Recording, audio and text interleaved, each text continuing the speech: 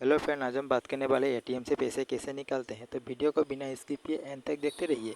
ATM से पैसे निकालने के लिए सबसे पहले आपको एटीएम कार्ड को इस तरीके से आपको यहाँ पर सीधा करके रखना है। रखने के बाद आपको थोड़ा सा प्रोसेस करना होगा। प्रोसेस करने के बाद आपको इस तरीके से थोड़ा प्रोसेस के बाद आपका पिन कोड यहाँ पर भरना है। 4 डिजिट का पिन कोड आपको यहाँ पर भरिए। भरने के बाद आप ऊपर की तरफ प्लीज शेयर यहाँ पर क्लिक करिए। जी हाँ, क्लिक करने के बाद 4 ऑप्शन है, आपको क्या करना है, कैश विड्रॉल पर क्लिक करना है। उसके बाद आपको नीचे की तरफ सेविंग है, सेविंग पर क्लिक करिए। क्लिक करने के बाद अमाउंट, मैं इससे आपको दिखाने के लिए सिर्फ 100 रुपये से करके दिख रहा हूँ। सिर्फ यस करिए। यस करने के बाद आपको थोड़ा प्रोसेस होगा। मेरे एटीएम पर 100 रुपये अवेलेबल नहीं है। आप इस तरीके से एटीएम चला सकते हो, पैसे आपको निकाल सकते हो। यदि वीडियो को अच्छा लगे लाइक शेयर एंड सब्सक्राइब जरूर करना। Thank you.